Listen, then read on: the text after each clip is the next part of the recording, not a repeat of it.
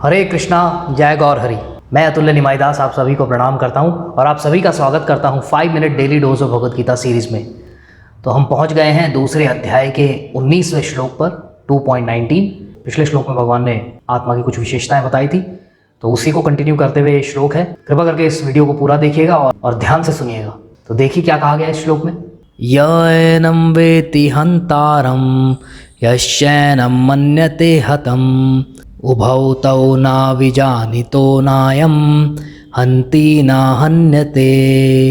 जो इस जीवात्मा को मारने वाला समझता है और जो इसे मरा हुआ समझता है, वे दोनों ही अज्ञानी हैं, क्योंकि आत्मा ना तो मारता है और ना ही मारा जाता है।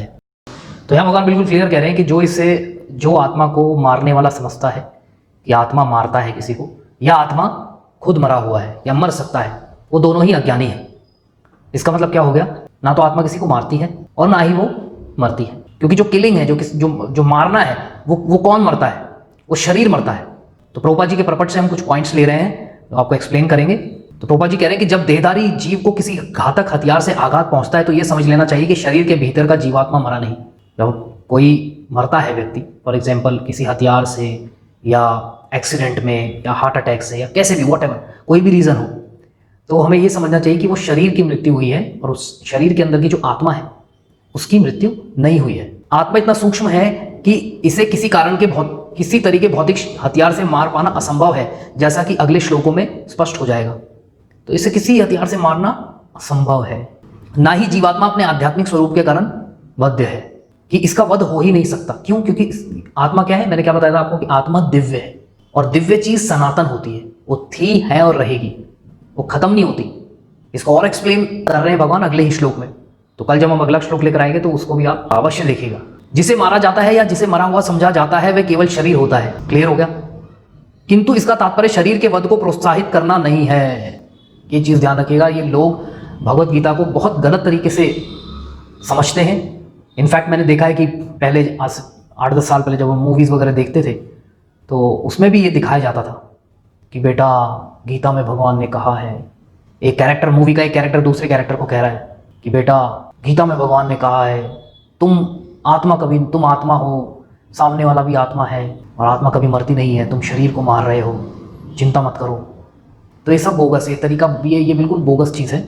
इस चीज़ को प्रोत्साहन नहीं दे रहे यहाँ पे भगवान, ये बिल्कुल क्लियर है। ये चीज़ ध्यान रखिएगा आप, क्योंकि किसी की हत्या करना ना केवल भौतिक जो संविधान है इस देश का, उसमें सबसे बड़ा क्राइम है, बल्कि शास्त्रों में भी सबसे बड़ा क्राइम किसे बताया है? किसी को मार देना, जान से मार देना।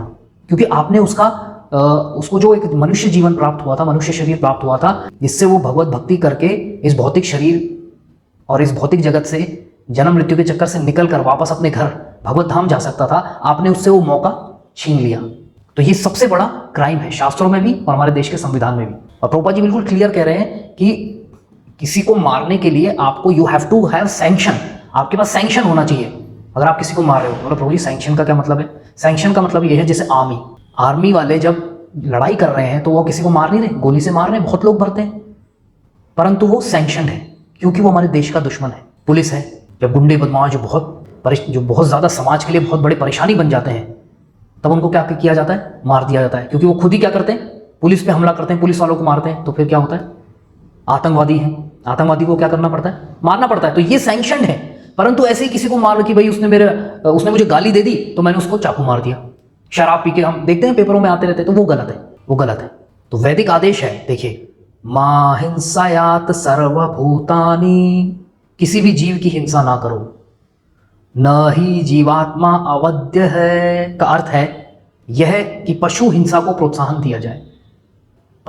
पशु हिंसा को भी प्रोत्साहन नहीं दे सकते आप कि ठीक है आदमी को नहीं मार सकते, पशुओं को तो मार सकते हो, नहीं, पशु को भी नहीं मार सकते। तो आताताइयों को तो आप मार सकते हो, जैसे भगवान ने क्या कहा, जैसे अर्जुन महाराज क्या कह रहे हैं कि ये आताताई है। और अर्जुन महाराज ने क्या किया? अर्जुन महाराज ने अधर्मियों को मारा, जो पूरे समाज के लिए, जो पूरी मानवता के लिए एक बहुत बड़े परेशानी थे, और भगवान का सैंक्शन था उसके अंदर। सोचिए आप, जब भगवान का ही सैंक्शन हो गया तो फिर तो प्रश्न ही नहीं उठता। परंतु बेचारे जानवर तो मासूम है, इनोसेंट है, उनकी क्या गलती है? वो कौन सा आताताई है? वो आपको कौन सा परेशान कर रहे हैं? कौन सी मुर्गी आपको परेशान कर रही है? कौन सा बकरा आपको परेशान कर रहा है? कौन से ये बेचारे जानवर क्या परेशान कर रहे हैं आपको? फिर भी हम इनको क्या करते हैं, मार देते हैं और फिर खाते और हैं उसको। हमें क्या लगता है कि हमें इसकी सज़ा नहीं मिलेगी? बहुत भयंकर सज़ा मिलेगी। जिस दिन हम शरीर त्यागेंगे उस दिन हम देखेंगे कि क्या होगा। किसी भी जीव के शरीर को अनधिकार हत्या करना निंदनीय है और राज्य तथा भगवत विधान के द्वारा दंडनीय है। मैंने आपको बता ही दिया कि हमारे कंट्री का भी संविधान इसको अलाउ नहीं करता और भगवान का संविधान भी इसको अलाउ नहीं करता। किंतु अर्जुन को तो धर्म के नियम अनुसार मारने के लिए नियुक्त किया जा रहा था, किसी पागलपनवश नहीं। आज कोरोना है, कोरोना हो गया, परेशान कर रहा है सबको, इसको मारना गलत नहीं है। अगर आप इसको मार रहे हो तो बिल्कुल सही है, परंतु ऐसे किसी जानवर को मारना सिर्फ अपनी जीवा के स्वाद के लिए, वो गलत है, अनैतिक है, एक्चुअली इमोरल है। जो लोग मारते हैं और जो लोग खाते हैं दे आर इमोरल। झूठ बोलते हैं, अपने आप को बड़ा दिखाते हैं कि हम बड़े मॉरल है, देखिए हम सबके लिए अच्छा कर रहे हैं, किसी के लिए बुरा मत करो, अच्छा करो, किसी को दुख मत पहुंचाओ। अरे वाह, बेचारे जानवर को तो तुम लोग दुख पहुंचा रहे हो और कह रहे हो किसी को दुख मत पहुंचाओ। झूठे हैं, झूठे, दोगले व्यक्ति। तो यही कह के मैं विराम लूंगा। कल मिलेंगे आपके साथ अगले श्लोक में। तब तक आप देखते रहिए, ज़्यादा से ज़्यादा शेयर कीजिए, फेसबुक पेज को लाइक कीजिए, यूट्यूब चैनल को सब्सक्राइब कीजिए बेल आइकन के साथ, और 14 घंटे का ज़रूर सुन लीजिए, डिस्क्रिप्शन में लिंक मिल जाएगा। Thank you very much. Hare Krishna, जय गौर हरि। अगर आप प्रचार कार्य में कुछ सहयोग करना चाहते हैं तो दिए गए बैंक डिटेल्स में आप सहयोग राशि भेज सकते हैं, या फिर नीचे दिए गए फ़ोन नंबर पर पेटीएम भी कर सकते हैं। धन्यवाद।